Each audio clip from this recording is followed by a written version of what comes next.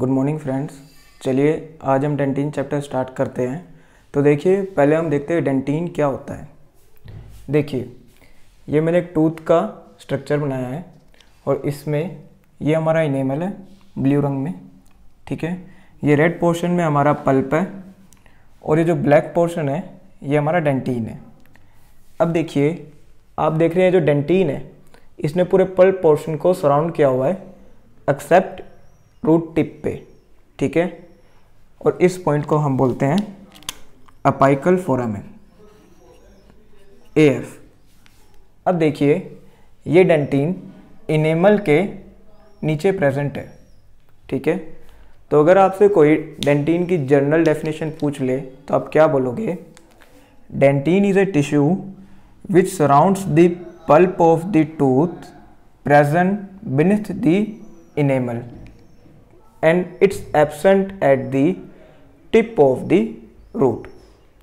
अब आगे देखिए इसके बारे में कुछ जनरल कैरेक्टर्स हैं जो हमें देखने हैं। सबसे पहला है dentin is a hard tissue.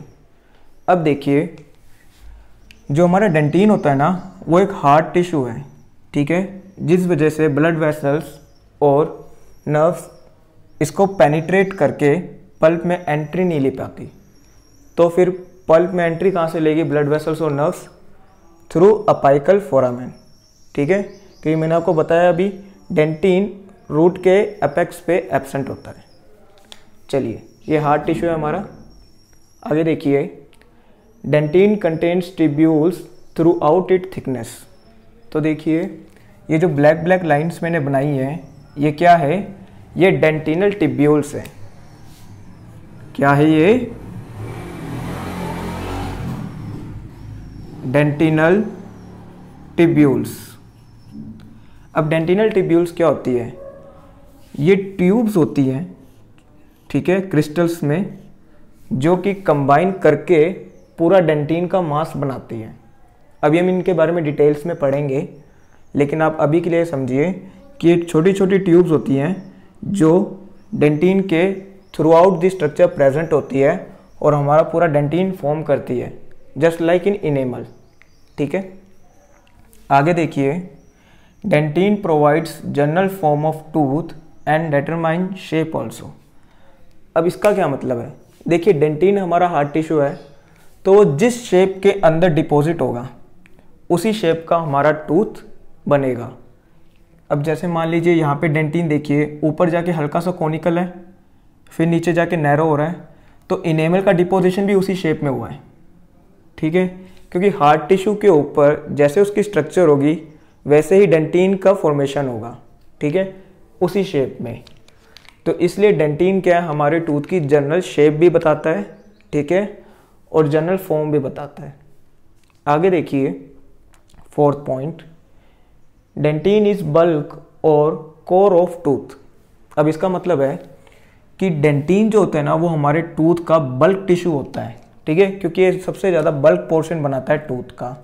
क्योंकि देखिए इनेमल हार्ड टिश्यू है लेकिन सिर्फ क्राउन पोर्शन में प्रेजेंट है, रूट पोर्शन में प्रेजेंट नहीं है। लेकिन एक डेंटिन ही ऐसा हार्ड टिश्यू है जो क्राउन और रूट दोनों पोर्शन में प्रेजेंट है, ठीक है। और इसका देखिए साइज कितना बड़ा है। तो डेंटिन जो है हमारा टूथ का मेजर पोर्शन बनाता है, इसलिए इसको बल्क ऑफ द टूथ या कोर ऑफ द टूथ कहते हैं। आगे देखिए डेंटिन फॉर्म बिफोर इनेमल। इसका मतलब है कि डेंटिन इनेमल से पहले बनता है। ये बात सही है। रेसिप्रोकल इंडक्शन नाम का एक टर्म है, अगर आपने पढ़ा हो तो, नहीं पढ़ा तो मैं बता देता हूँ। उसमें क्या होता है? देखिए इनेमल को सेक्रीट करते हैं अमीलोब्लास्ट, ठीक है, और डेंटिन को सेक्रीट करते हैं ओडोंटोब्लास्ट। तो क्या होता है ना, अमीलोब्लास्ट पहले बन जाते हैं ओडोंटोब्लास्ट से, ठीक है, लेकिन सेक्रेशन पहले ओडोंटोब्लास्ट करते हैं डेंटिन का, फिर अमीलोब्लास्ट करते हैं इनेमल का, ठीक है। इस चीज़ को बोलते हैं रेसिप्रोकल इंडक्शन, कि भाई सेल्स तो इनेमल के पहले बने, ठीक है, तो इनेमल पहले सेक्रीट होना चाहिए था, लेकिन ओडोंटोब्लास्ट पहले डेंटिन सेक्रीट कर देता है, ठीक है, इसे रेसिप्रोकल इंडक्शन कहते हैं। अब देखिए sixth point, physical and chemical dentin resembles bone. अब देखिए डेंटिन का जो मैट्रिक्स होता है ना वो हमारी बोन से रिजेंबल करता है। कुछ पॉइंट्स पे ही डिफरेंस है। मेनली डेंटिन और बोन में डिफ्रेंशिएट करना ज़्यादा यानी मुश्किल नहीं है, बट फिजिकली केमिकली इनका जो स्ट्रक्चर है, कंपोजिशन है, वो लगभग सेम ही होता है। कोई 2-3 प्रोटीन्स का ही डिफरेंस होता है इसमें। जैसे एक तो मैं बताता हूँ आपको अभी, डेंटिन में ओडोंटोब्लास्ट सेल्स होते हैं और बोन में ओस्टियोब्लास्ट सेल्स होते हैं।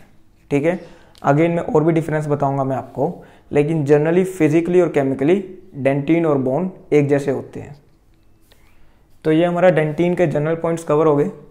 अब हम इसकी फिजिकल और केमिकल प्रॉपर्टीज देखते हैं।